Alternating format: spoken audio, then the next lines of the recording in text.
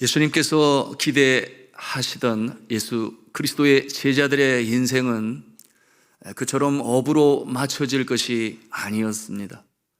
업이라고 하는 직업이 잘못됐다고 하는 것이 아니라 예수 그리스도께서 그들을 제자로 부르신 것은, 그리고 그들과 함께 동거하시고 사랑으로 말씀으로 가르치시고 그런가 하면 복음을 전하는 일에 보내셔서 전도로 훈련시키시며 주의 사랑을 체험케 하시고 능력을 경험케 하신 것은 사람을 낚는 어부가 되게 하시기 위하여 이처럼 부르셔서 훈련을 시키신 것이니, 여러분, 그와 같은 모습으로 인하여 마땅히 감당해야 할 그들이 어느 한순간부터 자신이 없어졌어요. 예수님의 기대를 저버렸습니다. 한때 그렇게 할 수 있을 것처럼 생각했던 그들이었습니다. 언제 그랬겠습니까? 그들이 예수 그리스도와 함께 있을 때에 그들이 그와 같은 용기를 가졌습니다. 자신감도 있었습니다. 예수님 앞에 수많은 군중들이 따르고 예수님은 그처럼 모든 사람들의 존경받고 그가 병마를 물리치시고 귀신을 쫓아내시고 자연까지도 제어하시고 생명의 말씀으로 구원하실 때에 그들의 마음에도 그래, 우리도 할 수 있을 거야, 그런 생각을 가졌습니다. 그러므로 예수님께서 보내실 때에 자신들이 증거되는 복음으로 말미암아 병마가 물러가고 귀신들이 쫓김을 당하고 구원의 역사가 이루는 것을 체험하게 되었으니 그야말로 용기 백배하였어요. 그러나 어느 한순간부터 그들은 자신감이 없어졌습니다. 그리고 그와 같은 용기도 사라졌습니다. 언제부터 그랬습니까? 예수님께서 잡히시던 그날 밤부터. 그처럼 예수 그리스도께서 이스라엘의 왕이 되시고 자신과 더불어 다스릴 그 모습을 상상했던 그들에게 그야말로 충격이었어요. 예수님은 저항하지 아니하시고 산헤드린 공에서 보낸 군사들에 의해서 잡혀가시게 되니 그들의 마음에는 혼돈이 일었습니다. 충격이 임했습니다. 뿔뿔이 흩어져 도망치게 되었어요. 그 의기양양하던 모습은 예수 그리스도께서 그처럼 십자가에 달려 돌아가시는 모습을 볼 때에 완전히 오합지졸과 같은 모습으로 전락했습니다. 오늘 우리가 함께 읽은 성경 본문은 예수님께서 디베랴 바닷가에 나타나신 한 장면을 마감하면서 14절에 이렇게 언급을 하고 있어요. 이것은 예수께서 죽은 자 가운데서 살아나신 후에 세 번째로 제자들에게 나타나신 것이라, 그렇게 기록하고 있습니다. 그렇다면 이미 예수 그리스도께서는 두 번이나 제자들 앞에 나타나셨는데 여전히 이처럼 무기력한 모습으로 보이는 그 이유가 무엇입니까? 그처럼 용기 충천하여 행동 대장이 되었던 베드로, 그 베드로는 어떠한 모습입니까? 왜 이처럼 무기력한 모습으로 과거 예수님께서 부르시기 전에 물고기를 낚는 어부의 모습으로 돌아갈 수밖에 없는 것입니까? 3절은 이에 대해서 뭐라고 말씀하고 있어요? 시몬 베드로가 말하기를 나는 물고기 잡으러 가노라. 두 번씩이나 부활하시는 예수님을 보았음에도 불구하고 상황은 진전이 없습니다. 혹자는 이렇게 생각할 수 있겠어요? 어부가 뭐가 잘못됐냐? 물고기 잡는 게 뭐가 잘못됐냐? 먹고 살아야 될 것 아니냐? 뭐 이렇게 생각할 수 있습니다. 그러나 오늘 성경 본문에서 기록되어진 이 말씀의 의도는 그것이 아니지 않겠습니까? 물고기 잡는 것이 잘못된 것이 아니라 그처럼 주님 앞에 약속하고 장담하고 주님 가시는 어디까지 내가 쫓겠나이다. 주는 그리스도시여 살아계신 하나님의 아들이시니이다. 그렇게 용기 백배하여 사명 감당하기로 약속했던 베드로가 이제 그 모습은 사라지고 다시 부르시기 전의 모습으로 돌아갔으니 모습은 잘못된 것이죠.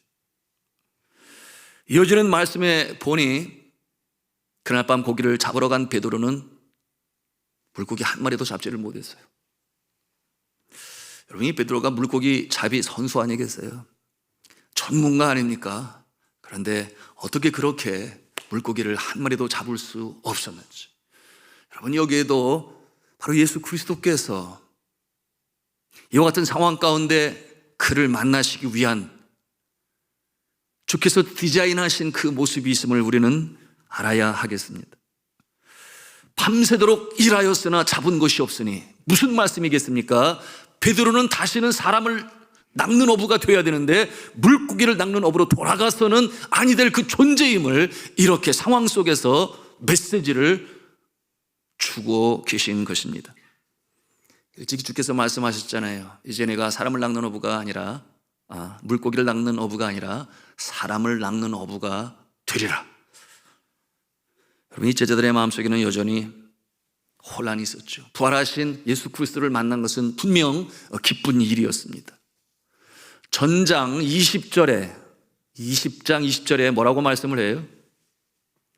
예수님께서 손과 옆구리를 보이시니, 그렇죠? 제자들이 주를 보고 기뻐하더라 그랬어요. 제자들이 주를 보고 기뻐하더라. 그러나 여전히 그들의 마음에는 주님께서 주신 이 사명을 감당하고자 하는 의욕이 없어요. 용기가 없습니다. 이에 대한 근본적인 이유가 무엇이겠습니까? sense of feeling, sense of failure라고 말할 수 있겠는데요. sense of failure, 무슨 말이겠습니까? 실패감, 좌절감, 그러므로 그 심령 가운데 가득 찬 우울감, 그것이 그들의 마음을 지배하고 있었으니 일어설 수가 없었던 것입니다. 여전히 실패한 그 마음. 여러분, 베드로가 어떻게 실패했습니까?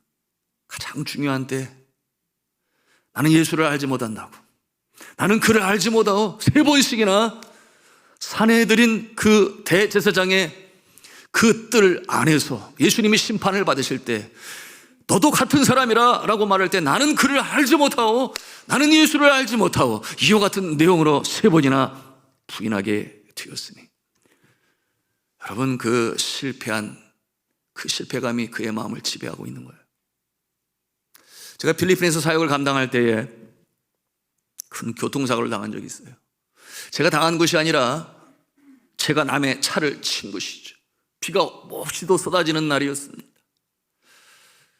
그날 저는 각 산지에서 내려온 우리 형제들, 목회자들 함께 말씀으로 가르치고 있었는데요. 시간이 그렇게 흘러가는 줄 모르고 가르치다가 보니 시간이 많이 지났는데, 보니까 딸이 학교에서 공부를 마치고 아빠를 기다린 지 벌써 10여 분이 지난 상황이었으니 차를 타고 가더라도 그 비가 오는 날에 얼마나 아빠를 기다릴까, 이런 생각에 제가 차를 막 급하게 몰았어요. 여러분, 급하게 몰면 안 되지요. 근데 상황이 그러니 여하튼 급하게 몰고 가는데 비가 옥수로 내리니 앞에도 잘 보이지 않고, 그런데 앞에 가는 차가 얼마나 천천히 운전을 하는지, 저는 시간 없고 답답하니까 추월을 하기로 해서 왼편으로 빠져나와서 달려가는데 그 차의 앞에 있는 차가 갑자기 좌회전을 하게 되니 보면서 제가 브레이크를 밟았지만 그 빗길에 그대로 밀려가서 쿵 하고 밖에 튀었는데, 여러분, 그 운전하는 자가 이 핸들을 놓쳐버렸는지 차가 한 바퀴, 2바퀴를 돌고서는 벽에 부딪히면서 서게 되었어요. 그와 같은 상황에 제가 정신이 경황이 없었지요. 도대체 이게 무슨 일인가 내려가서 가까이 다가가 보게 되었는데, 이 운전자는 정신을 잃었어요. 그리고 일어나라고 그를 깨우는 자가 뒤에 있었으니 나중에 알았죠. 그의 누이였습니다.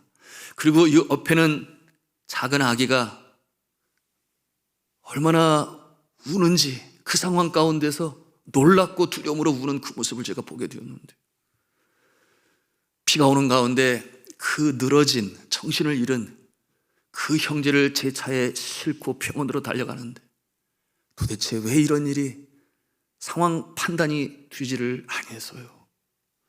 그리고 그 운전했던 형제는 정신이 돌아오지 않아서 3시간이 넘도록 돌아왔는데 자꾸만 헛소리를 하게 되고, 이제 그 상황도 낫게 되었는데 이제는 눈이 보이지 않는다고, 충격 때문에 그렇겠지요. 이런 상황 가운데 이르게 되니 제가 너무나 기가 죽었지요. 제가 잘못했지요. 해변가에 가서 금식으로 주님 앞에 기도하며 그들이 어서속히 온전히 깨어나게 하여 주옵소서 간절히 기도하지만 제 마음에는 평안이 없었어요. 밤에 자다가 헛소리를 하고 제가 깨고 아침에 일어나 보면은 경찰차가 와서 기다리는데 도망가지 않도록, 외국인이니까 그 상황에서 뭐 그런 상황이 지속되고 있었어요. 그러는 가운데 이 어머니와 딸은 검사를 했는데 아무런 이상이 없어 너무나 감사했고, 그리고 이 형제도 점점 나아가게 되었는데요, 결국은 다 나았지요. 그래서 다시금 일하는 사우디로 일하러 가게 되었는데, 이 차는, 부서진 차는 양쪽의 보험이 잘 들어줘서 그렇게 해결이 되었습니다만, 문제는 무엇인가 하면 제 마음에 이 실패감, 좌절감, 이 필리핀 사람을 내 나라 민족보다 더 사랑하고 그 영혼을 사랑하여 이 땅에 와서 영혼을 구하기 위하여 애쓰는데 이렇게 조급하여 사고를 내고 피해를 주게 되었으니 주님 앞에 회개하지만 제 마음은 다시금 사역하고 싶은 마음이 일어나지가 않는 거예요. 그리고 그 부서진 차를 고쳤습니다마는 운전대를 잡고 싶지가 아니었어요. 특별히 비가 오게 되면 저는 사역을 하고자 하는 의욕을 잃어버렸으니 그 상황이 저를 그렇게 만들었던 것입니다. 자, 사랑하는 성도 여러분, 우리가 살다 보면은 본의 아니게 이와 같은 일을 당하죠. 벌어지는 안 좋은 일, 예기치 못한 일, 그 일로 인하여 좌절감이 가슴을 가득 메울 때가 있습니다. 나는 선한 의도를 가지고 사랑하는 마음으로 주님 앞에 나의 삶을 드리겠다고 일터에서, 생업의 현장에서 그런가 하면은 사역을 감당하는데 당하는 어려움을 안고 힘들어하고 지치고 마음에는 좌절감과 우울감이 먹장구름처럼 우리의 마음을 덮을 때가 왜 없겠습니까? 그와 같은 상황이 있어요.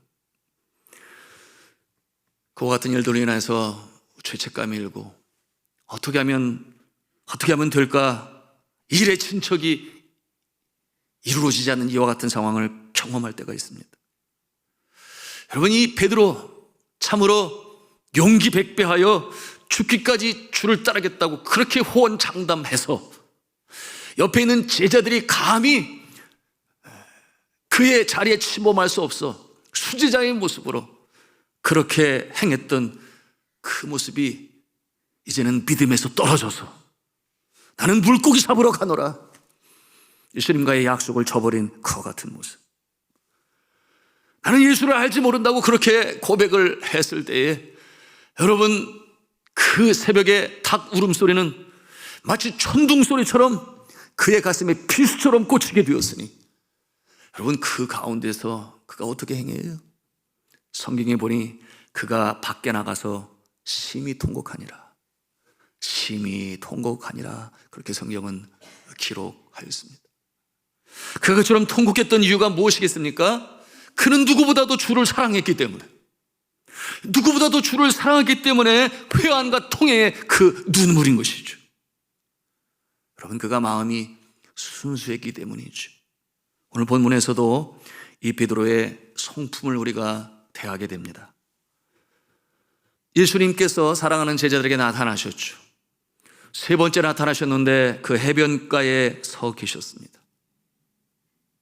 그리고 예수 그리스도께서는 밤새워 조업을 하였으나 물고기를 잡지 못하는 그들에게 배 오른편에 그물을 던져라, 이 말씀으로 하여 놀라운 역사를 이루게 하셨는데, 그와 같은 모습을 보게 된 이 생각이 빠른 요한이 주의 사랑하시는 자라고 표현을 하는데요, 예수님임을 알아보았지요. 그러므로 주시다 그렇게 외칠 때에 베드로가 그 소리를 듣고 그가 행한 행동은 어떠한 모습인지, 여러분, 저는 그 모습을 상상해 볼 때마다 제 마음에는 눈물이 흘러요. 예수님이시구나. 내가 저분을 만나야 되는데 저분을 만나서 쇠말 게 있어. 이제는 정말 참회하고 용서를 구하고 주님의 은혜를 받아야 돼. 그와 같은 마음을 갖고 저가 물에 풍덩 뛰어들었습니다. 그런데 그가 조발하게 편한, 오늘 성경에는 벗은 모습이라고 그랬는데요, 가릴 것만 가렸겠지요. 그러니 주님을 배울 때에 그 모습은 아니라 여겨서 그가 겉옷을 둘렀다 그랬어요. 겉옷을 두르고 물에 풍덩 빠져서 헤엄쳐 가게 되는데, 여러분, 그 겉옷이 물에 젖으면 얼마나 무겁겠습니까? 그런데 가는 거리가 얼마나 된다고 그랬어요? 오늘 성경에 보니 50칸쯤 되더라. 여러분, 이 거리는 100m 정도예요. 결코 짧은 거리가 아닙니다. 그런데 헤엄을 치면서 가는 거예요. 자신의 동료들, 제자들은 배를 타고 뒤에서 쫓아오는데 자기 혼자, 주님 거기 계세요, 내가 죽기로 갑니다. 헤엄을 치면서 가는 베드로의 모습.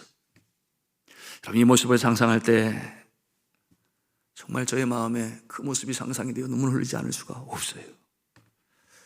누구보다 더 빨리 주님을 만나고 싶어하는 베드로, 그의 죄책감, 주님의 용서함을 기대하여 그와 같은 행동을 한 것입니다. 여러분, 이 시몬 베드로가 그와 같은 모습을 행하는 것은 누구보다도 더 주를 사랑하기 때문에 그와 같은 모습을 행한 것이니, 여러분, 이 예수 그리스도를 잡으러 온 자들, 겟세마네 동산에서 기도하실 때에 어느 누구도 그러지를 아니했어요. 유일하게 칼을 뽑아서 누가 예수를 감히 잡아가느냐, 그러므로 휘두른 자는 베드로밖에 없었습니다. 그처럼 예수 그리스도를 사랑한 베드로였죠. 크리소스톰이라고 하는 유명한 신학자는 예수님의 아끼는 제자, 물론 다 사랑하셨습니다만 그 중에 많이 등장하는 이름이 두 이름이니 베드로와 요한이에요. 이 베드로와 요한의 차이점에 대해서 이렇게 설명을 했습니다. 예수님이 사랑하시는 자가 요한이라고 한다면 예수 그리스도를 사랑하는 자는 베드로였다. 이게 무슨 말씀이겠습니까? 요한이 생각에서 빨랐습니다. 그 해변에서 그물을 오른편으로 던져라, 그 순간 요한은 주시다라고 외쳤습니다. 생각에서 빠른 제자 요한, 그러나 행동에서는 언제고 베드로가 빨랐으니 그대로 물로 뛰어들어 헤엄을 쳐 예수님을 만나기를 원하는 베드로.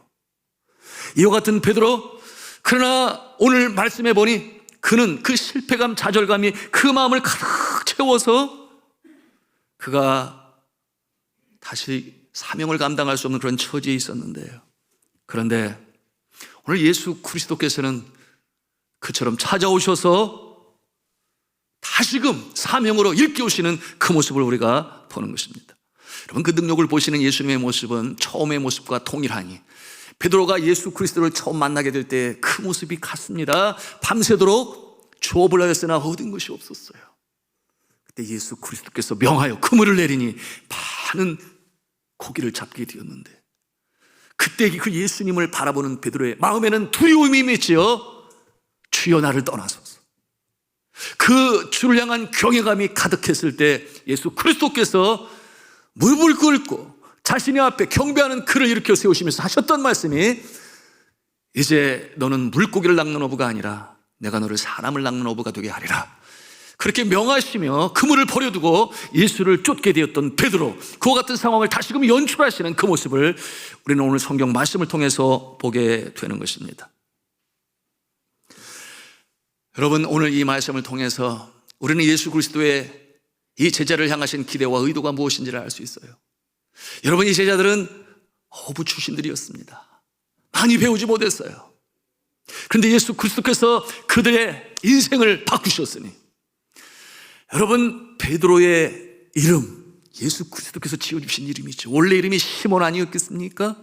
연약한 갈대라는 그런 갈대의 뜻을 가지고 있는 그를 베드로라고 하는, 게바라고 하는, 바위라고 하는 이름으로 주셨으니, 여러분, 우리 예수 그리스도는 우리의 인생을 변혁시키시고 바꾸시는 능력이 많으신 주님이신 줄로 믿으시기를 바랍니다. 우리 인생이 그러하지 아니했나요?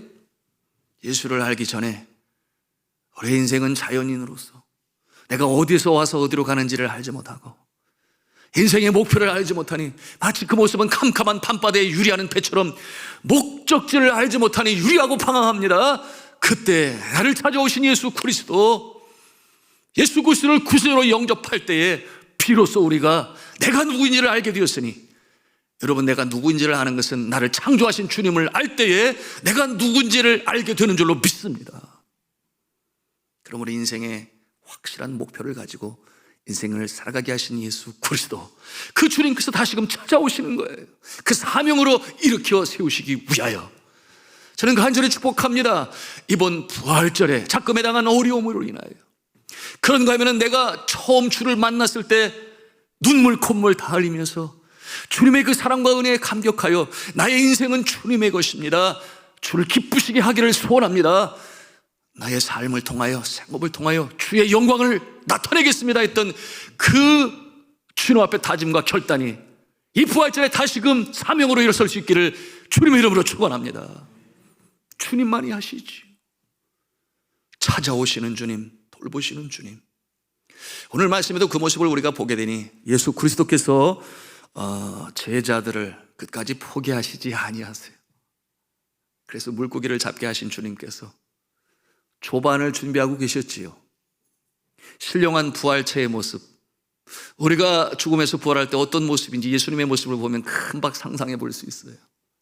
제자들이 아는 모습이 되니 신령한 부활체의 모습은 서로가 알아볼 수 있구나, 조반을 함께 나누실 수 있구나, 우리가 부활할 때 말입니다.